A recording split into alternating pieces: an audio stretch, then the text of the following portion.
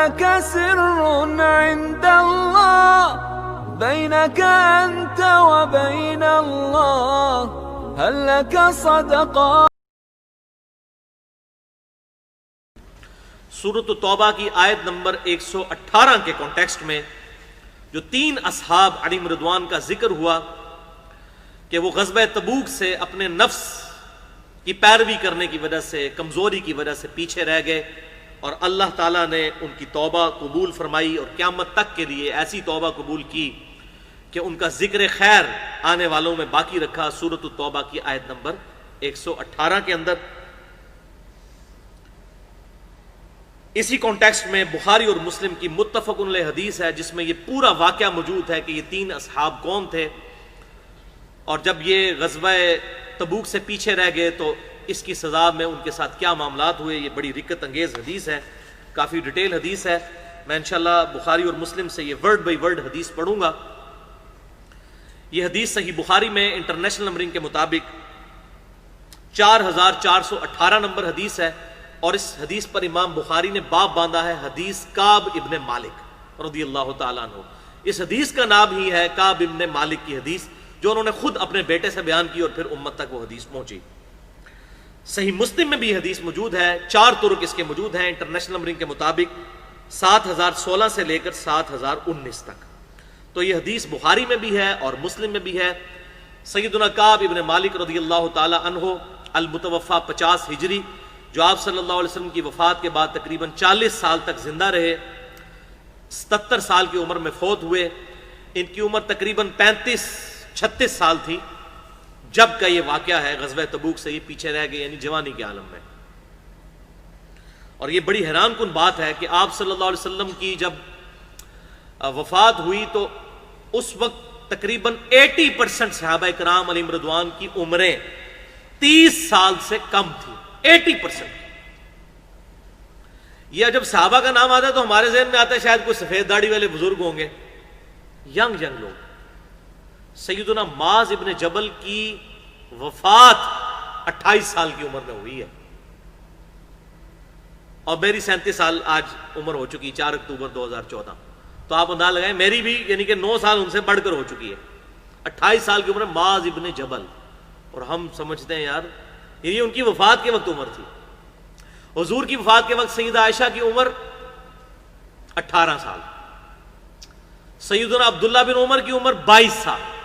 22 سال کا لڑکا کتنا ہوتا ہے؟ یہ وفات کے وقت عمر بتا رہا ہوں، حضور صلی اللہ علیہ وسلم کی وفات کے وقت۔ عبداللہ ابن عباس 13 سال۔ یہ چند ایک صحابہ تھے جو ایجڈ تھے۔ سیدنا علی رضی اللہ تعالیٰ کی عمر 34 سال تھی جب حضور صلی اللہ علیہ وسلم دنیا سے چلے گئے۔ اسلام تو انہوں نے قبول کیا جب بچپن میں 8 سال کی عمر میں۔ تو یہ اکثر صحابہ کرام علیہ رضوان کی جو عمریں تھیں آپ کی وفات کے وقت 30 سال یا اس سے کم تھی۔ یہ بہت کم لوگ تھے جو ایجڈ تھے، حضرت عمر یا حضرت ابوبکر صدیق یا حضرت عثمان غنی رضی اللہ عنہ، یہ ایجڈ لوگ تھے۔ ادروائز میجورٹی جو ہے وہ نوجوان ہی تھے، اور نوجوان ہی دعوت حق قبول کرتے ہیں۔ قرآن پاک میں آتا ہے کہ موسیٰ علیہ السلام کی قوم کے چند نوجوان ان پر ایمان لے کر آئے۔ انہی نوجوانوں میں سے اب یہ آپ صلی اللہ علیہ وسلم کے نوجوان صحابہ میں سے کعب ابن مالک بھی تھے، اور یہ شروع کے بالکل سابقون الاولون میں شامل ہیں۔ یہ بیعت عقبہ ثانیہ میں بھی موجود تھے، غزوہ بدر میں کسی مجبوری کی وجہ سے شریک نہیں ہو سکے، اس سے بھی پہلے کے مسلمان ہیں۔ لیکن دیکھیں نفس کا غلبہ جب کسی پر آئے تو اس کے ساتھ کیسے معاملات ہو جاتے ہیں، کیونکہ اللہ کے پیغمبروں کے علاوہ کوئی بھی شخص معصوم عن الذنوب نہیں ہے، گناہ سے پاک کوئی بھی نہیں ہے۔ تو یہ حدیث صحیح بخاری اور صحیح مسلم کا میں حوالہ دے چکا، بخاری 4418، صحیح مسلم میں 7016 سے 7019 تک، ورڈ بائی ورڈ کعب ابن مالک کی حدیث میں پڑھتا ہوں، آپ متوجہ ہو کر سنیں، انشاءاللہ آپ کو ٹیسٹ آئے گا۔ اگر میں زبانی بیان کرتا تو اس کا وہ مزہ نہیں تھا۔ کعب ابن مالک کے بیٹے کا بیان ہے کہ میں نے کعب رضی اللہ تعالی عنہ سے ان کے غزوہ تبوک میں شریک نہ ہو سکنے کا واقعہ سنا۔ اب یہ 3 اصحاب تھے، کعب ابن مالک رضی اللہ تعالیٰ عنہ، دوسرے مرارہ بن ربیع، اور تیسرے حلال بن امیہ۔ ان تینوں کا ذکر اس حدیث میں آ جائے گا۔ تو ان کا بیٹا کہتا ہے کہ میں نے اپنے باپ سے یہ واقعہ سنا، انہوں نے بتایا کہ غزوہ تبوک کے سوا اور کسی غزوہ میں ایسا نہیں ہوا تھا کہ میں رسول اللہ صلی اللہ علیہ وسلم کے ساتھ شریک نہ ہوا ہوں، البتہ غزوہ بدر میں بھی شریک نہیں ہوا تھا، لیکن جو لوگ غزوہ بدر میں شریک نہیں ہو سکے ان کے متعلق آپ صلی اللہ علیہ وسلم نے کسی قسم کی ناراضگی کا اظہار نہیں فرمایا تھا۔ کیوں؟ کہ آپ صلی اللہ علیہ وسلم اس موقع پر صرف قریش کے قافلے کی تلاش میں نکلے تھے۔ یہ ہم سورۃ الانفال میں سن چکے ہیں کہ وہ غزوہ بدر کے لیے تو گئے نہیں تھے، وہ تو ابو سفیان کے قافلے کے لیے گئے تھے۔ لیکن اللہ تعالیٰ کے حکم سے کسی پہلی تیاری کے بغیر آپ صلی اللہ علیہ وسلم کی دشمنوں سے ٹکر ہو گئی، اور میں لیلہ عقبہ ثانیہ میں بھی آپ صلی اللہ علیہ وسلم کی خدمت میں حاضر تھا۔ یہ وہ رات تھی جو ہجرت مدینہ سے پہلے چند انصار نے آپ صلی اللہ علیہ وسلم کے ہاتھ پر حج کے موقع پر بیعت کی اور آپ کو دعوت دی کہ آپ ہجرت کر کے مدینہ شریف آ جائیں۔ تو یہ اصل میں آپ کی زندگی کا ٹرننگ پوائنٹ تھا کہ آپ کو ایک الٹرنیٹو بیس مل گئی مدینہ شریف کے اندر، اور وہاں سے پھر آپ کی دعوت لانچ ہوئی۔ تو یہ صحابی کہتے ہیں میرے لیے تو یہ فخر کی بات تھی کہ میں تو اس رات میں بھی حضور کے ہاتھ پر بیعت کرنے والے جو چند لوگ تھے ان میں شامل تھا، تو میں اپنے لیے اعزاز غزوہ بدر سے بھی بڑھ کر سمجھتا ہوں۔ اور میں لیلہ عقبہ میں حضور صلی اللہ علیہ وسلم کی خدمت میں حاضر ہوا تھا۔ یہ وہی رات ہے جس میں ہم نے مکہ میں اسلام کے لیے عہد کیا تھا، اور مجھے تو یہ غزوہ بدر سے بھی زیادہ عزیز ہے، اگرچہ بدر کا لوگوں کی زبانوں پر چرچا زیادہ ہونے لگا ہے۔ میرا واقعہ یہ ہے کہ میں اپنی زندگی میں کبھی اتنا قوی اور اتنا صاحب مال نہیں ہوا تھا جتنا اس موقع پر تھا، یعنی غزوہ تبوک کے موقع پر، جبکہ میں آپ صلی اللہ علیہ وسلم کے ساتھ تبوک کے غزوے میں شریک نہیں ہو سکا۔ اللہ کی قسم اس سے پہلے کبھی میرے پاس 2 اونٹ بھی جمع نہیں ہوئے تھے، لیکن اس موقع پر میرے پاس 2 اونٹ موجود تھے۔ آپ صلی اللہ علیہ وسلم جب کبھی بھی کسی غزوے کے لیے تشریف لے جاتے تو آپ صلی اللہ علیہ وسلم اس کے لیے ذو معنی الفاظ استعمال فرمایا کرتے تھے، لیکن غزوہ تبوک کا جب موقع آیا تو گرمی بڑی سخت تھی، سفر بھی بہت لمبا تھا، بیابانی راستہ تھا، اور دشمن کی فوج بھی کثرت سے تھی، تمام مشکلات سامنے تھیں۔ اس لیے آپ صلی اللہ علیہ وسلم نے مسلمانوں کو اس غزوے سے متعلق بہت تفصیل کے ساتھ بتا دیا تھا۔ یعنی پہلے آپ صلی اللہ علیہ وسلم جو ہے وہ کنائے سے گفتگو کرتے تھے تاکہ کوئی دشمن سن نہ لے، راز لیک نہ ہو جائے۔ مثلا بخاری مسلم میں آتا ہے آپ نے اگر مشرق کی طرف جانا ہوتا تھا تو آپ کہتے تھے مغرب میں جائیں گے، تو ہم سمجھ جاتے تھے کہ ہم نے مشرق میں جانا ہے۔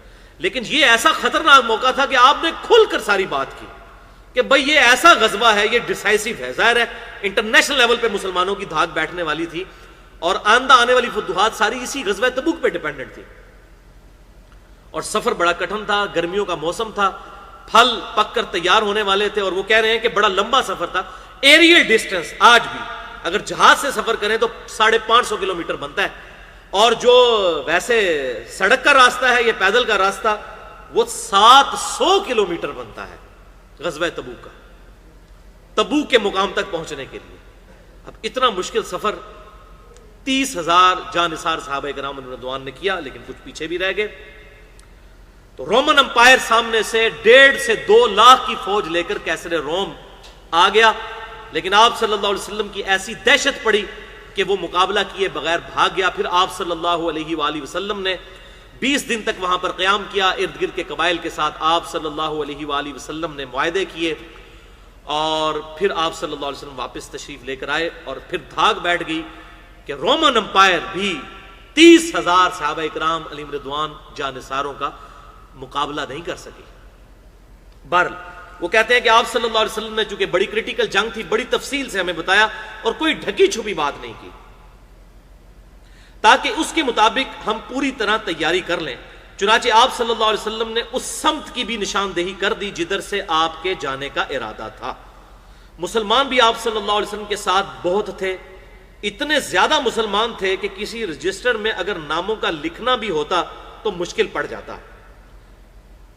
کوئی بھی شخص اگر اس غزوے میں شریک نہ ہونا چاہتا تو وہ یہ خیال کر سکتا تھا کہ اس کی غیر حاضری کا کسی کو پتہ نہیں چلے گا۔ 30,000 لوگوں میں نہ کوئی کیمرے ہیں، نہ کوئی اس طریقے سے سسٹم ہے کہ آپ کسی کو وہ ڈیٹیکٹ کر سکیں اس حوالے سے کہ یہ فلاں آیا یا فلاں نہیں آیا۔ تو کہتے ہیں کہ اگر کوئی جان بوجھ کر بھی چھپ جاتا ہے اتنے ہزاروں کے مجمع میں تو پتہ نہ چلتا، سوائے اس کے کہ اللہ تعالیٰ وحی کے ذریعے آپ صلی اللہ علیہ وسلم کو آگاہ کر دیتا۔ ہاں اللہ تعالیٰ بتا دیتا تو یہ پتہ چل جاتا۔ تو اس حدیث سے یہ بات بھی پتہ چلی کہ صحابہ کا یہ عقیدہ تھا کہ آپ صلی اللہ علیہ وسلم کو اللہ کی طرف سے وحی کے ذریعے کوئی غیبی خبر پتہ چل جائے تو چل جائے، ورنہ آپ صلی اللہ علیہ وسلم خود سے غیب کو حاصل نہیں کر سکتے تھے۔ اس فرق کو سمجھ لیجئے. اور میں نے اسی حوالے سے 2 گھنٹے کی گفتگو کی ہے مسئلہ نمبر 6A کے نام سے، علم الغیب سے متعلق فرقہ وارانہ نظریات کا تحقیقی جائزہ. اس میں نے یہ حدیث کوٹ کی ہے غزوہ تبوک والی، یہ کہ صحابہ کا کیا عقیدہ تھا کہ اللہ تعالیٰ بتا دے تو پتہ چل جائے، ادروائز آپ صلی اللہ علیہ وسلم سے اگر کوئی چھپنا چاہتا تو وہ چھپ سکتا تھا. اور اس کا ذکر سورہ توبہ میں بھی آ چکا ہے کہ اے نبی آپ کے سامنے جھوٹی قسمیں کھائیں گے، آپ تو ان سے راضی ہو جائیں گے لیکن اللہ راضی نہیں ہوگا ان سے. تو اس کی غیر حاضری کا کسی کو پتہ نہیں چلے گا سوائے اس کے کہ اس کے متعلق اللہ تعالیٰ وحی کے ذریعے آگاہ کر دے. آپ صلی اللہ علیہ وسلم اس غزوہ کے لیے تشریف لے جا رہے تھے تو پھل پکنے کا زمانہ تھا اور سایہ میں بیٹھ کر لوگ آرام کرتے تھے. آپ صلی اللہ علیہ وسلم بھی تیاریوں میں مصروف تھے اور آپ کے ساتھ مسلمان بھی، لیکن میں روزانہ سوچا کرتا تھا کہ کل سے میں بھی تیاری شروع کر لوں گا. اس طرح ہر روز اسی طرح ٹالتا رہا. مجھے اس کا یقین تھا کہ میں تیاری کر لوں گا، مجھے آسانیاں میسر ہیں. یوں ہی وقت گزرتا رہا اور آخر لوگوں نے اپنی تیاریاں مکمل بھی کر لیں اور آپ صلی اللہ علیہ وسلم مسلمانوں کو ساتھ لے کر روانہ بھی ہو گئے. لیکن تھیندے تھیں جاندہ ہے بندہ. اسی لیے کہتے ہیں نا جب حق پتہ چلے فوراً قبول کرو. آپ صلی اللہ علیہ وسلم مسلمانوں کو ساتھ لے کر روانہ بھی ہو گئے. یہ 30,000 کے قریب لوگ تھے. اس وقت تک میں نے کوئی تیاری نہیں کی تھی. اس موقع پر بھی میں نے اپنے دل کو یہی کہہ کر سمجھایا کہ کل یا پرسوں تک تیاری کر ہی لوں گا اور پھر لشکر سے جا ملوں گا. کوچ کے بعد دوسرے دن میں نے تیاری کے لیے سوچا لیکن اس دن بھی کوئی تیاری نہیں کی. پھر تیسرے دن کے لیے سوچا اور اس دن بھی کوئی تیاری نہ کر سکا. یوں ہی وقت گزر گیا اور اسلامی لشکر بہت آگے چلا گیا. غزوہ میں شرکت میرے لیے بہت دور کی بات ہو گئی اور میں یہی ارادہ کرتا رہا کہ یہاں سے چل کر انہیں پالوں گا. کاش میں نے ایسا کر لیا ہوتا لیکن یہ میرے نصیب میں نہیں تھا. تو یہ بات یاد رکھیں، انسان سے جب برائی ہو جائے نا اس کے بعد اس کو اپنی تقدیر پر ڈالا جا سکتا ہے، لیکن برائی کرنے سے پہلے کوئی شخص نہیں کہہ سکتا جی میری تقدیر میں چونکہ یہ برائی لکھی ہے اس لیے میں اب کرنے لگا ہوں. یہ بات سمجھیے گا. بعد میں اس لیے ڈالا جا سکتا ہے وہ کی تو اپنے نفس کی وجہ سے ہے لیکن وہ تقدیر میں چیز تھی، یہ ڈٹرمنٹ بھی ہوگی کہ واقعی ویسا معاملہ ہوا. مثال کے طور پر اگر کوئی شخص فیل ہوتا ہے کسی سبجیکٹ کے اندر تو اپنی نااہلی کی وجہ سے ہوتا ہے، لیکن بعض اوقات ٹیچر کہتا ہے بھائی جو تیرے حالات ہیں تو نے فیل ہو جانا ہے. تو فیل ہو جائے تو کیا ٹیچر کو بلیم کرے گا؟ اپنے اعمال کی وجہ سے. تو اللہ تعالیٰ کا ڈیوائن وزڈم تو بہت بڑھ کر ہے. اللہ تعالیٰ کو مستقبل کے حالات پہلے سے پتہ ہیں کہ ایسے معاملات ہوں گے تو یہ کیا کرے گا، نہ یہ کہ چونکہ اللہ نے نصیب میں لکھ دیا تھا اس لیے ان کے ساتھ ایسا ہوا. یہ عقیدہ نہیں ہے، ورنہ تو رسولوں کا مقدمہ، کتابوں کا مقدمہ ہی اسی بات پر قائم ہے کہ انسان جو کرتا ہے اپنی مرضی سے کرتا ہے. ہاں کچھ چیزیں واقعی ایسی ہیں جو اللہ نے انسان کے لیے مقدر کی ہیں اور ان کے بارے میں ہم سے پوچھا بھی نہیں جانا. ہمیں نہیں پوچھا جائے گا تیری آنکھیں جو ہیں ان کا رنگ یہ کیوں تھا، تیری عمر اتنی کیوں تھی، تیرے ماں باپ فلاں فلاں کیوں تھے. یہ تقدیر سے متعلق ہم سے سوال نہیں ہونے. ہاں جن چیزوں کا اللہ نے حکم دیا ہے، نماز پڑھو، حرام سے بچو، یہ ساری چیزیں ہمارے اختیار میں، ان کا ہمیں جواب دہی کرنی ہوگی، اللہ کے حضور پیشی ہوگی. تو کہتے ہیں میرے نصیب میں نہیں تھا. آپ صلی اللہ علیہ وسلم کے تشریف لے جانے کے بعد جب میں باہر نکلتا تو مجھے بڑا دکھ ہوتا، کیونکہ یا تو وہ لوگ نظر آتے تھے جن کے چہروں سے منافقت ٹپکتی تھی، یا پھر وہ لوگ نظر آتے تھے جنہیں اللہ نے معذور اور ضعیف قرار دے دیا تھا. تو یہ بڑی امبیرسمنٹ ہے. وہ کہتے ہیں مجھے جب باہر جن کو ہم منافق سمجھتے تھے وہی نظر آ رہے تھے تو مجھے اب میں بھی ان کے ساتھ ہو گیا ہوں. آج منو یہ دیہڑا ویکھنا پیا ہے کہ اے لوگ جنہوں کل تک اسی منافق کہتے ہیں آج میں بھی انہوں لسٹ شامل ہو گیا. تو کہتے ہیں یا تو منافق مجھے نظر آتے تھے یا وہ ضعیف بوڑھے لوگ، معذور لوگ جن کو قرآن میں اللہ تعالیٰ نے کہہ دیا کہ وہ اگر قتال میں نہ بھی نکلے تو خیر ہے. تو کہتے ہیں یا وہ نظر آتے تھے اور میں ہٹا کٹا تھا اس کے باوجود میں نہیں گیا، تو یا منافق مجھے نظر آتے تھے اور مجھے بڑی کوفت ہوتی تھی کہ میرا شمار کن لوگوں میں ہو رہا ہے.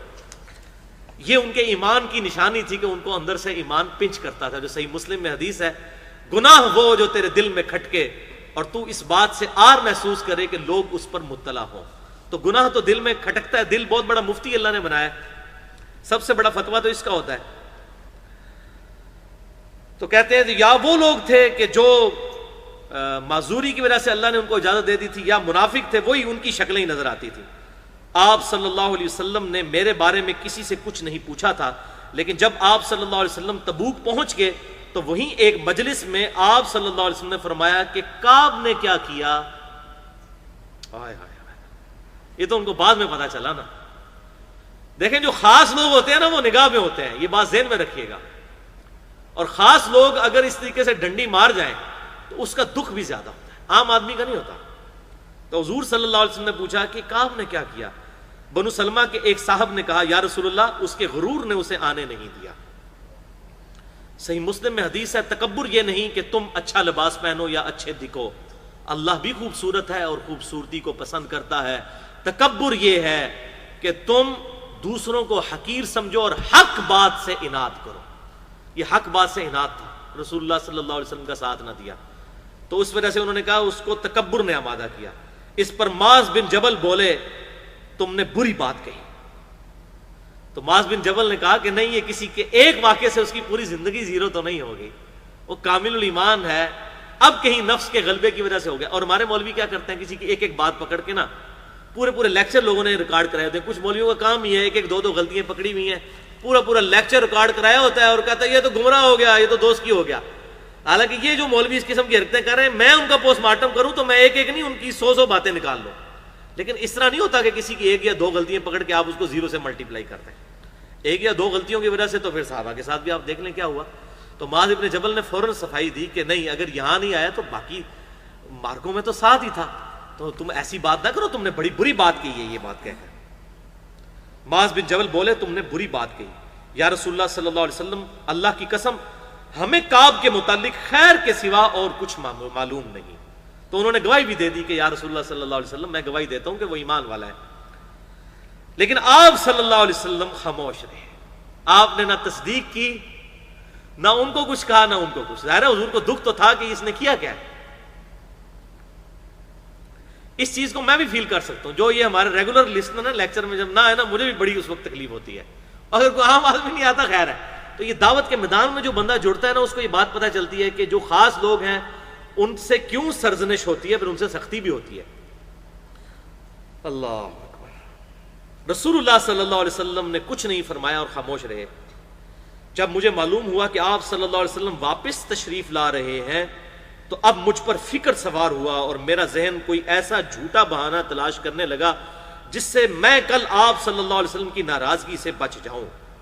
اپنے گھر کے ہر عقل مند آدمی سے اس سے متعلق میں نے مشورہ کیا, لیکن جب مجھے معلوم ہوا کہ آپ صلی اللہ علیہ وسلم مدینے سے بالکل قریب تشریف لا چکے ہیں تو غلط خیالات میرے ذہن سے نکل گئے اور مجھے یقین ہو گیا کہ اس معاملہ میں جھوٹ بول کر اپنے آپ کو کسی بھی طریقے سے محفوظ نہیں کر سکوں گا. بس یہی ان کا ٹرننگ پوائنٹ تھا, ورنہ منافق ہو جاتے ہیں. چنانچہ میں نے سچی بات کہنے کا پختہ ارادہ کر لیا. صبح کے وقت آپ صلی اللہ علیہ وسلم تشریف لائے. جب آپ صلی اللہ علیہ وسلم کسی سفر سے واپس تشریف لاتے تو یہ آپ کی مبارک عادت تھی کہ آپ صلی اللہ علیہ وسلم پہلے مسجد میں تشریف لے جایا کرتے تھے اور 2 رکعت نماز پڑھا کرتے تھے, پھر لوگوں کے ساتھ مجلس میں بیٹھ جاتے تھے. جب آپ صلی اللہ علیہ وسلم اس عمل سے فارغ ہو چکے تو آپ صلی اللہ علیہ وسلم کی خدمت میں لوگ آنے لگے جو غزوہ میں شریک نہیں ہو سکے تھے اور قسم کھا کھا کر اپنے عذر بیان کرنے لگے. یعنی وہی منافقین جو سورہ التوبہ میں ذکر آیا ہے, 11واں پارہ شروع سے ہوتا ہے کہ ان قریب یہ قسمیں اٹھا کر کہیں گے یا رسول اللہ میری بیوی بیمار تھی, یا رسول اللہ میرا بچہ بیمار تھا, یہ تھا وہ تھا. تو یہ تو آپ کو راضی کر لیں گے لیکن اللہ کو راضی نہیں کر سکتے. اللہ کو تو پتہ ہے یہ جھوٹ بول رہے ہیں. لوگ قسمیں کھا کھا کر اپنے عذر بیان کرنے لگے اور ایسے لوگوں کی تعداد 80 کے قریب تھی. آپ صلی اللہ علیہ وسلم نے ان کے ظاہر کو قبول فرما لیا اور ان سے عہد لیا, ان کے لیے مغفرت کی دعا فرمائی اور ان کے باطن کو اللہ کے سپرد کر دیا. آپ صلی اللہ علیہ وسلم کی یہ شفقت تھی. آپ نے کہا ٹھیک ہے, چھوڑتے گئے سب کو اور دعا بھی کر دی ان کے لیے. یا رسول اللہ اب اندر چور بھی تو سب کے تھا نا, یا رسول اللہ دعا کرو, ہمارے لیے دعا بھی کرو. اب دعا کس لیے کروا رہے تھے, پتہ تو تھا کہ غلطی کی ہوئی ہے. اور جو منافق تھے وہ یہ چاہتے تھے کہ تاکہ حضور کو یقین آ جائے کہ ہم آپ پر کامل الایمان مومنین میں ہم بھی شامل ہیں. تو آپ صلی اللہ علیہ وسلم نے سب کو رخصت کر دیا. اس کے بعد میں حاضر ہوا, میں نے سلام کیا تو آپ صلی اللہ علیہ وسلم مسکرائے اور آپ کی مسکراہٹ میں ایک ناراضگی اور طنز تھا. اللہ, اس مسکراہٹ کی جو تکلیف ہے وہ حضرت کعب بن مالک نے محسوس کی کہ وہ ہوتا ہے نا طنزیہ کسی پر مسکرانا, کہ اچھا آگے ہو کعب, تم بھی ان لوگوں میں شامل. اللہ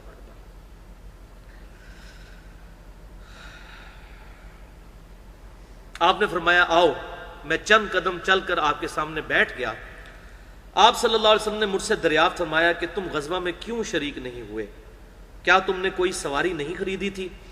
میں نے عرض کیا میرے پاس سواری موجود تھی. خدا کی قسم اگر میں آپ کے سوا کسی دنیا دار شخص کے سامنے بیٹھا ہوا ہوتا تو کوئی نہ کوئی بہانہ گھڑ کر اس کی ناراضگی سے بچ سکتا تھا.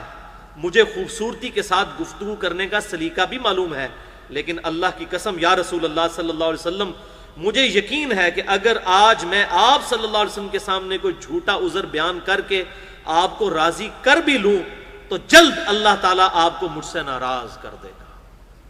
جھوٹ تو میں بول رہا ہوں گا، اللہ آپ کو وحی کے ذریعے بتا دے گا کہ یہ بھی منافق ہے، اس نے یہ جھوٹ بولا ہے اس کے ساتھ. اس کی بجائے اگر میں آپ سے سچی بات بیان کروں تو یقیناً آپ کو میری طرف سے ناراضگی تو ہوگی، لیکن اللہ سے مجھے معافی ملنے کی امید ہو جائے گی. یہ ہے ایمان. کہتے ہیں یا رسول اللہ صلی اللہ علیہ وسلم وقتی طور پہ آپ کی ناراضگی کا سامنا ہوگا، لیکن میں شریعت کی پابندی کو پورا کروں گا. اللہ تعالیٰ آپ کو اگر اس معاملے میں ناراض کرے گا تو اس معاملے میں ہو سکتا ہے اللہ تعالیٰ میری توبہ قبول کر کے آپ کو راضی کر دے مجھ سے. نہیں، اللہ کی قسم مجھے کوئی عذر نہیں تھا. اللہ کی قسم اس وقت سے پہلے میں کبھی اتنا فارغ البال نہیں تھا، اور پھر بھی میں آپ صلی اللہ علیہ وسلم کے ساتھ شریک نہیں ہو سکا. آپ صلی اللہ علیہ وسلم نے فرمایا اچھا اب تم یہاں سے چلے جاؤ یہاں تک کہ اللہ تعالیٰ تمہارے بارے میں کوئی فیصلہ صادر فرمائے. تو حضور صلی اللہ علیہ وسلم نے باقیوں کا تو عذر قبول کر لیا، ان کے بارے میں کہا کہ اب تم جاؤ، اللہ تعالیٰ جانے اور اس کا معاملہ، میں اب اس معاملے میں نہیں پڑوں گا. میں اٹھ گیا اور میرے پیچھے بنو سلمہ کے کچھ لوگ بھی دوڑے ہوئے آئے اور مجھ سے کہنے لگے کہ خدا کی قسم ہمیں تمہارے متعلق یہ معلوم نہیں تھا کہ اس سے پہلے تم نے کوئی کبھی گناہ کیا ہو اور تم نے بڑی کوتاہی کی ہو. آپ صلی اللہ علیہ وسلم کے سامنے تم بھی ویسا ہی کوئی عذر بیان کر دیتے جیسا کہ دوسرے لوگوں نے کیا تھا. تمہارے گناہ کے لیے حضور صلی اللہ علیہ وسلم کا اللہ کے حضور استغفار کرنا ہی کافی ہو جاتا. یہ وہ لوگ جو آج کل بھی ہیں، کچھ بھی ہیں اللہ تیرے محبوب کی امت سے ہیں، اس ٹائم بھی ایسے لوگ موجود تھے. انہوں نے کہا جی جھوٹ مارنا سی چپ کر کے بعد معافی مانگ لینی سی، اللہ تعالیٰ نے حضور صلی اللہ علیہ وسلم دعا کر دیندے تھے، چھٹی ہو جاندی. اب یہ ایسے لوگ بھی، ہر کامل ایمان تو سارے نہیں ہوتے نا، بیچارے کمزور ایمان والے بھی تھے، اس قسم کے مشورے دینے والے بھی بیچ میں شامل تھے. ان کے تسی جناب اپنی بےزتی کرا لی ہوتے، سارے لوگ کہتے ہیں ان کے جناب دیکھو کیا ہو گیا. تو آپ بھی کوئی بہانہ کر لیتے تو پھر حضور صلی اللہ علیہ وسلم سے دعا کروا لیتے. تو اب ان کو بھی پتا تھا اس طریقے سے 2 نمبری والی دعا جو میں کرواؤں گا زبردستی حضور صلی اللہ علیہ وسلم کے ساتھ، تو میں تو یہ دھوکہ دے رہا ہوں گا. آپ صلی اللہ علیہ وسلم اگر دعا کر بھی دیں گے تو وہ تو اللہ تعالیٰ نے معاملہ اس کو طے کرنا ہے نا. اللہ، تمہارے گناہ کے لیے آپ صلی اللہ علیہ وسلم کا استغفار ہی کافی ہو جاتا. اللہ کی قسم ان لوگوں نے مجھے اس پر اتنا ملامت کیا کہ مجھے بھی خیال آیا کہ مجھے حضور سے جا کر کوئی جھوٹا عذر بیان کر دینا چاہیے. یہ دیکھیں ساتھی مروا دیتے ہیں نا. وہ کہتے ہیں اتنا انہوں نے کہا، اتنا مجھے تنگ کیا کہ میں نے کہا اچھا چلو یار میں بھی جا کے نہ کہتا ہوں یار میں نے اس ٹائم آپ کو بات نہیں کی، ٹائم نہیں سی، پوری گل نہیں کر سکیا، ہوں میں تو دسنا اے مسئلہ ہے سی میرے نال. لیکن پھر اللہ تعالیٰ نے ان کی مدد کی اور وہ بچ گئے. حتیٰ کہ میں نے ارادہ کیا کہ میں بھی واپس جا کر آپ صلی اللہ علیہ وسلم سے کوئی جھوٹا عذر بیان کروں. پھر میں نے ان سے پوچھا کیا میرے علاوہ کسی اور نے بھی میری طرح عذر بیان کیا ہے؟ تو انہوں نے کہا ہاں 2 حضرات نے اسی طرح کی معذرت کی ہے جس طرح کی تم نے کی ہے، اور انہیں بھی وہی جواب ملا ہے جو تمہیں ملا ہے. تو میں نے پوچھا وہ دونوں کون ہیں؟ انہوں نے بتایا کہ مرارہ بن ربیع اور حلال بن امیہ رضی اللہ تعالی عنہما. ان 2 ایسے صحابہ کا نام انہوں نے لیا جو سالے تھے اور غزوہ بدر میں بھی شریک ہوئے تھے. تو انہوں نے کہا اچھا وہ 2 بدری صحابی انہوں نے بھی اسی طرح کیا. پھر ان کو ذرا ڈھارس ہوئی کہ میں اکیلا نہیں ہوں، ہے نا، کونوا مع الصادقین، سچوں کے ساتھ رہو. تو اب اس چیز نے انہوں نے کہا اچھا چلو یار میں اکیلا نہیں ہوں اس معاملے میں، ان 2 کے ساتھ بھی ایسا ہوا ہے تو وہ تو 2 مجھے اپنا تو نہیں پتا، لیکن ان 2 کے بارے میں وہ بدری صحابی ہیں اور بڑے کامل ایمان مومنین ہیں، اگر ان کے ساتھ بھی ایسا ہوا انہوں نے بھی اپنا عذر پیش کیا اور آپ صلی اللہ علیہ وسلم نے ان کو بھی کہا کہ جاؤ اللہ کے فیصلے کا انتظار کرو، تو میری بڑی خوش قسمتی ہے اگر میں بھی ان 2 کے ساتھ شامل ہوں. تو پھر انہوں نے اپنا ارادہ ترک کر دیا، وہ واپس جانے والا جو لوگ ان کو ابھار رہے تھے. ان کا طرز عمل میرے لیے نمونہ بن گیا. چنانچہ انہوں نے جب ان بزرگ صحابہ کا نام لیا تو میں اپنے گھر چلا آیا، اور آپ صلی اللہ علیہ وسلم نے لوگوں کو ہم سے بات چیت کرنے کی ممانعت کر دی. یعنی مقاطع کر دیا، سوشل بائیکاٹ کر دیا، تمام صحابہ کو حکم دے دیا آپ صلی اللہ علیہ وسلم نے کہ اب ان کے نہ تو سلام کا جواب کوئی دے گا، نہ ان کے ساتھ کوئی بات کرے گا. سوشل بائیکاٹ ہے اب ان کے ساتھ کسی نے کوئی بات نہیں کرنی. یہ بہت بڑا امتحان تھا. اور ظاہر ہے کہ ایک مسلمان معاشرے میں جہاں پر ایک جماعتی زندگی ہوتی ہے، وہاں پر اس طریقے سے لوگوں کی اصلاح کے لیے ایسا بائیکاٹ کرنا ضروری ہو جاتا ہے. تو سوشل بائیکاٹ ان کا ہو گیا اس اسلامی معاشرے کے نظم و ضبط کو قائم کرنے کے لیے. بہت سے لوگ جو غزوے میں شریک نہیں ہوئے تھے، ان میں سے صرف ہم 3 ہی تھے. لوگ ہم سے الگ رہنے لگے اور سب لوگ بدل گئے. ایسا نظر آتا تھا کہ ہم سے ساری دنیا بدل گئی ہے، ہمارا اس سے کوئی واسطہ ہی نہیں ہے. 50 دن تک ہم اسی طرح رہے. یہ 50 دن بڑا ٹائم ہے اس حالت میں ایک کامل الایمان صحابی کے لیے گزارنا، کہ نہ حضور سلام کا جواب دیں اور نہ صحابہ دیں اور نہ کوئی بات کرنے کے لیے تیار ہو. اللہ اکبر. میرے 2 ساتھیوں نے تو اپنے گھروں سے نکلنا ہی چھوڑ دیا تھا، بس روتے ہی رہتے تھے. لیکن میرے اندر ہمت تھی، میں باہر نکلتا تھا، مسلمانوں کے ساتھ نماز میں بھی شریک ہوتا تھا اور بازاروں میں بھی گھوما کرتا تھا، لیکن مجھ سے کوئی بولتا نہیں تھا. میں آپ صلی اللہ علیہ وسلم کی خدمت میں حاضر بھی ہوتا تھا، آپ کو سلام بھی کرتا تھا. جب آپ صلی اللہ علیہ وسلم نماز کے بعد مجلس میں بیٹھتے تو میں اس جستجو میں لگا رہتا کہ دیکھوں آپ صلی اللہ علیہ وسلم میرے سلام کا جواب دیتے ہیں یا نہیں. میں آپ صلی اللہ علیہ وسلم کے مبارک ہونٹوں کی طرف بھی دیکھتا رہتا کہ ہلتے ہیں یا نہیں. یہ اب ناراضگی کا آپ ذرا اندازہ لگائیں. پھر آپ صلی اللہ علیہ وسلم کے قریب ہی میں نماز پڑھتا اور آپ کو نماز میں کنکھیوں سے دیکھتا رہتا. جب میں اپنی نماز میں مشغول ہو جاتا تو حضور صلی اللہ علیہ وسلم میری طرف دیکھتے تھے، لیکن جو ہی میں آپ کی طرف دیکھتا آپ رخ انور پھیر دیتے. اب حضور صلی اللہ علیہ وسلم، اب آگ تو دونوں طرف لگی ہوئی تھی، ظاہر ہے حضور کے صحابی تھے، حضور کو دل میں تو محبت تھی. حریص علیکم بالمؤمنین رؤوف الرحیم. تو آپ صلی اللہ علیہ وسلم جب وہ نہیں دیکھ رہے تھے حضور پھر ان کی طرف دیکھ رہے تھے. جیسے ہی وہ دیکھتے تھے حضور اپنی ناراضگی اظہار کرتے تھے، یہ شو کروانے کے لیے کہ میں تیری طرف نہیں دیکھ رہا. جب میں اپنی نماز میں مشغول ہو جاتا تو آپ صلی اللہ علیہ وسلم میری طرف دیکھتے، لیکن جو ہی میں آپ کی طرف دیکھتا آپ رخ انور پھیر لیتے.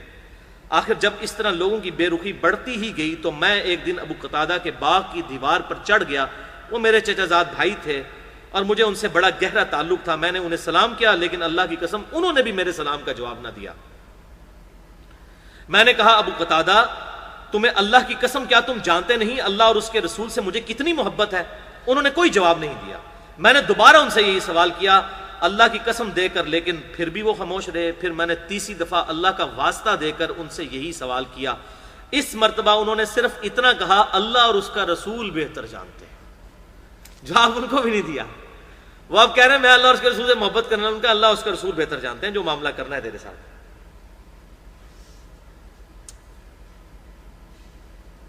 اس پر میرے آنسو پھوٹ پڑے. میں واپس چلا آیا.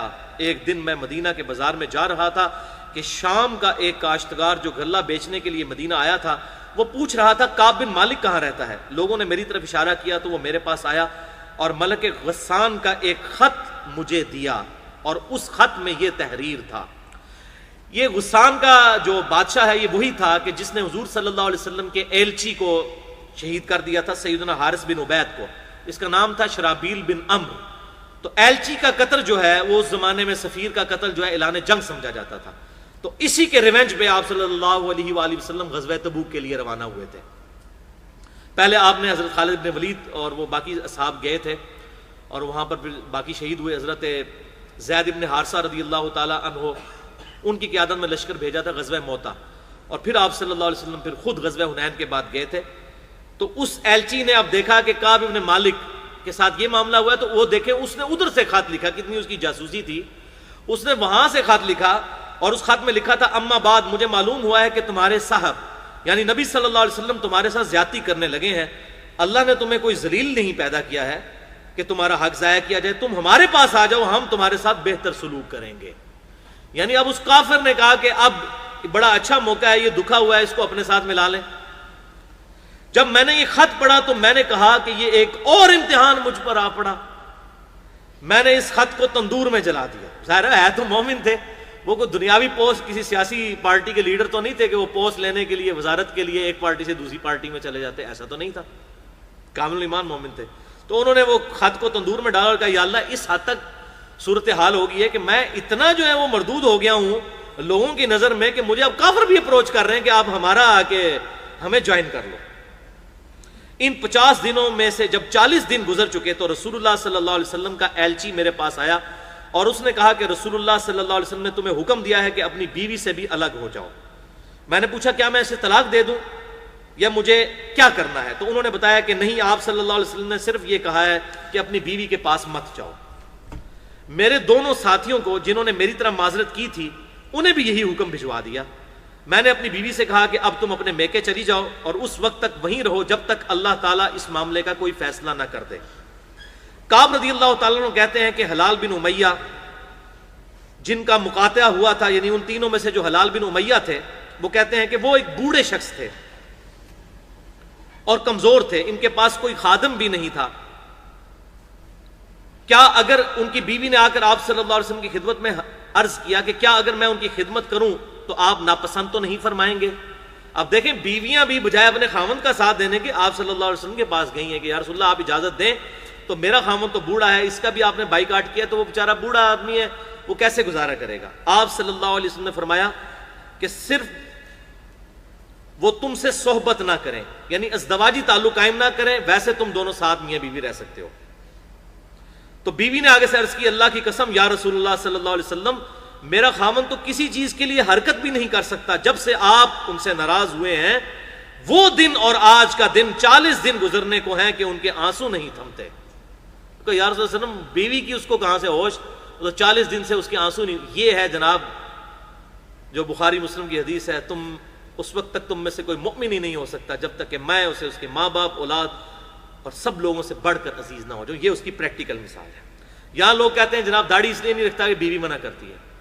بیوی جناب داڑھی نہیں رکھنے دیں دی، اور اوتھے تسی دیکھ لو جناب بیوی کیا کہہ رہی ہے کہ وہ میرے قریب آنا تو دور کی بات، اس کے تو آنسو نہیں رک رہے جب سے آپ ناراض ہیں. میرے گھر کے بعض لوگوں نے مجھے کہا، اب دیکھیں یہ پھر مشورہ دینے والے آ گئے ہیں، انہوں نے کہا کہ جس طرح حلال بن امیہ کی بیوی نے ان کی خدمت کی اجازت مانگ لی ہے تو تم بھی جا کر حضور سے اجازت لے لو کہ تمہاری بیوی بھی تمہاری خدمت کر لیا کرے. یہ مشورہ دینے والے جو لوگ ہوتے ہیں نا اپنی طرف سے بیچارے مخلص ہوتے ہیں، لیکن وہ کسی کا بیڑا غرق بھی ہو سکتا ہے اس معاملے میں. تو انہوں نے کہا اللہ کی قسم میں کبھی بھی رسول اللہ سے ایسی اجازت نہیں لوں گا. میں جوان ہوں، معلوم نہیں جب اجازت لینے جاؤں تو حضور مجھے کیا کہہ دیں کہ ہاں جی تنو تو اجازت نہیں ہو، تو بڈھا آدمی سی میں نے اس لیے اجازت دی، تو جوان آدمی 35 سال تیری عمر ہے تو کہہ رہا ہے کہ مجھے بیوی خدمت کے لیے چاہیے. اس طرح 10 دن اور گزر گئے، یعنی 50 دن. اور جب سے آپ صلی اللہ علیہ وسلم نے ہم سے بات چیت کرنے کی ممانعت فرمائی تھی اس کے 50 دن پورے ہو گئے. 50ویں رات کی صبح کو جب میں فجر کی نماز پڑھ چکا اور اپنے گھر کی چھت پر بیٹھا ہوا تھا، اسی طرح جس کا ذکر اللہ تعالیٰ نے کیا ہے کہ میرا دم گھٹا جا رہا تھا اور زمین اپنی تمام وسعتوں کے باوجود میرے لیے تنگ ہو چکی تھی. وہ کہتے ہیں یہ حالت میری 50ویں دن تھی جو اللہ تعالیٰ نے ذکر کیا. حتی اذا ضاقت علیہم الارض بما رحبت وضاقت علیہم انفسهم وظنوا ان لا ملجأ من اللہ الا الیہ، کہ زمین اپنی وسعت کے باوجود ان پر تنگ ہو چکی تھی. کہتے ہیں یہ حالت میری ہو چکی تھی. اللہ نے بھی ذکر کیا قرآن میں، واقعی میری حالت یہی تھی. 50 دن پورے ہو گئے، لیکن ان مع العسر یسرا، ہر مشکل کے بعد آسانی آ جاتی ہے.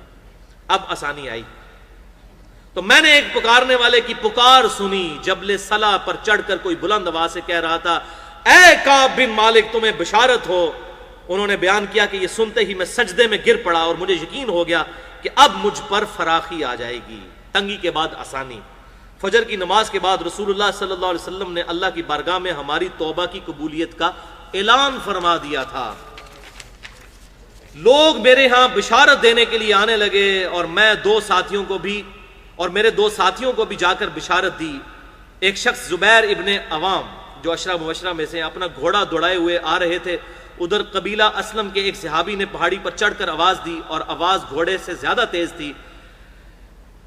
جن صحابی نے صلا پہاڑی پر آواز دی تھی جب وہ میرے پاس بشارت دینے کو آئے تو میں نے اپنے دونوں کپڑے اتار کر بشارت کی خوشی میں انہیں دے دیے. اور اللہ کی قسم اس وقت ان 2 کپڑوں کے سوا میرے پاس کوئی اور پہننے کی چیز نہیں تھی. میں نے اب یعنی پہننے کی چیزیں مراد ہے کہ کوئی اچھے کپڑے نہیں تھے، وہی اچھے کپڑے تھے. میں نے اپنے ساتھی ابو قتادہ سے 2 کپڑے مانگ کر پہنے اور حضور صلی اللہ علیہ وسلم کی خدمت میں حاضر ہوا. یعنی اب ان کی غیر موجودگی میں یہ اناؤنسمنٹ ہوئی تھی کہ ان کی توبہ قبول ہے. اب یہ پہلی دفعہ پیش ہونے جا رہے ہیں, یہ ڈراپ سین ہے. جوگ در جوگ لوگ مجھ سے ملاقات کرتے جاتے تھے اور مجھے توبہ کی قبولیت پر بشارت دیتے جاتے تھے, کہتے تھے اللہ کی بارگاہ میں توبہ کی قبولیت مبارک ہو. اچھا, حضرت کا آپ کو یہ نہیں پتا تھا کہ ہمارے لیے آیتیں نازل ہو گئی ہیں؟ وہ یہ تھا کہ حضور کو وحی خفی کے ذریعے بتا دیا گیا ہے. ان کو کیا پتا تھا کہ کتنی بڑی خوش نصیبی ہونے والی ہے. کعب کہتے ہیں کہ آخر میں مسجد میں داخل ہوا. حضور صلی اللہ علیہ وسلم تشریف رکھتے تھے, چاروں طرف صحابہ کا مجمع تھا. سیدنا طلحہ بن عبید اللہ, یہ بھی عشرہ مبشرہ میں سے ہیں, دوڑ کر میری طرف بڑھے اور مجھ سے مصافحہ کیا اور مبارک دی. اللہ کی قسم وہاں موجود مہاجرین میں سے کوئی بھی شخص ان کے سوا میری طرف نہ آیا. طلحہ کا یہ احسان میں کبھی نہیں بھولوں گا. پھر کہتے ہیں کہ جب میں نے رسول اللہ صلی اللہ علیہ وسلم کو سلام کیا تو آپ صلی اللہ علیہ وسلم نے فرمایا, اور آپ صلی اللہ علیہ وسلم کا چہرہ مبارک خوشی اور مسرت سے دمک اٹھا تھا, اس مبارک دن کے لیے تمہیں بشارت ہوا ہے کعب, جو تمہاری عمر کا سب سے مبارک دن ہے. کعب کہتے ہیں میں نے عرض کیا یا رسول اللہ صلی اللہ علیہ وسلم, یہ بشارت آپ کی طرف سے ہے یا اللہ کی طرف سے ہے؟ اللہ اکبر. تو آپ نے فرمایا اللہ کی طرف سے. آپ صلی اللہ علیہ وسلم اتنے خوش تھے, اور آپ صلی اللہ علیہ وسلم جب کسی بات پر خوش ہوتے تھے تو چہرہ مبارک روشن ہو جاتا تھا جیسا کہ چاند کا ٹکڑا ہو. آپ صلی اللہ علیہ وسلم کی مسرت ہم چہرہ مبارک پر سمجھ جایا کرتے تھے. پھر جب میں آپ صلی اللہ علیہ وسلم کے سامنے بیٹھ گیا تو عرض کیا یا رسول اللہ صلی اللہ علیہ وسلم, اپنی توبہ کی قبولیت کی خوشی میں اپنا تمام مال اللہ اور اس کے رسول کی راہ میں صدقہ کرتا ہوں. آپ صلی اللہ علیہ وسلم فرمایا لیکن کچھ مال اپنے پاس بھی رکھ لو, یہ زیادہ بہتر ہے. میں نے عرض کیا پھر میں خیبر کا حصہ اپنے پاس رکھتا ہوں جو یعنی مال غنیمت میرے سے ملا تھا.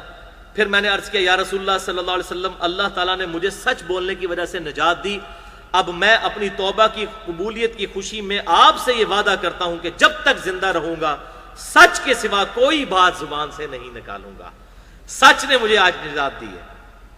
پس اللہ کی قسم جب سے میں نے آپ صلی اللہ علیہ وسلم کے یہ سامنے عہد کیا, میں کسی ایسے مسلمان کو نہیں جانتا جسے اللہ تعالیٰ نے سچ بولنے کی وجہ سے اتنا نوازا ہو جتنی نوازشات مجھ پر سچ بولنے کی وجہ سے کی. جب سے میں نے آپ صلی اللہ علیہ وسلم کے سامنے یہ عہد کیا پھر آج تک کبھی جھوٹ بولنے کا ارادہ بھی نہیں کیا, اور مجھے امید ہے کہ اللہ تعالیٰ باقی زندگی بھی مجھے اس گناہ سے محفوظ رکھے گا انشاءاللہ. اللہ تعالیٰ ہمیں بھی جھوٹ کے گناہ سے محفوظ رکھے. اور اللہ تعالیٰ نے اپنے رسول صلی اللہ علیہ وسلم پر پھر وہ آیات نازل فرمائیں, وہی آیات جو ہم پڑھ چکے ہیں. لقد تاب اللہ علی النبی والمہاجرین, یہ سورۃ التوبہ آیت نمبر 117 اور 118, یہ حضرت کعب نے پھر تلاوت کی اور پھر کہا کہ اللہ نے پھر یہ فرمایا وَكُونُوا مَعَ الصَّادِقِينَ, سچوں کے ساتھ ہو جاؤ.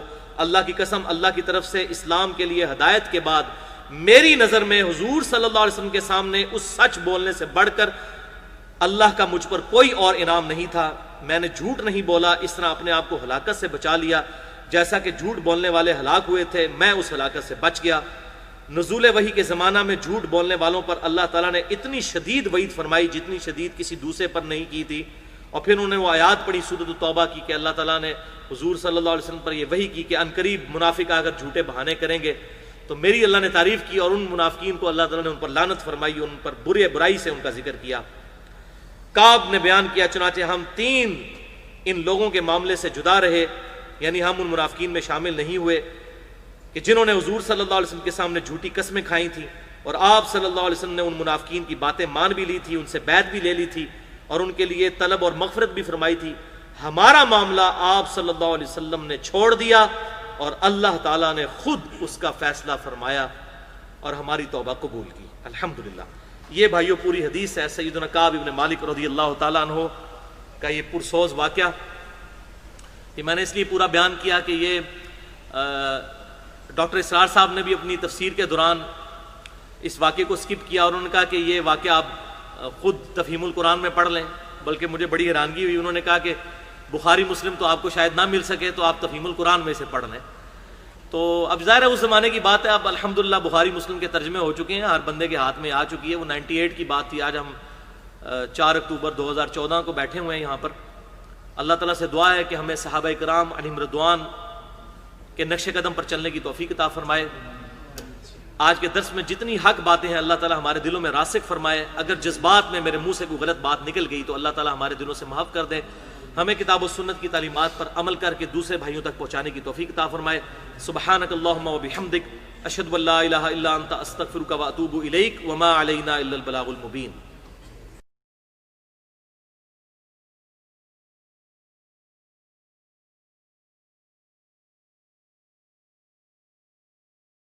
سبيل الدموع سبيل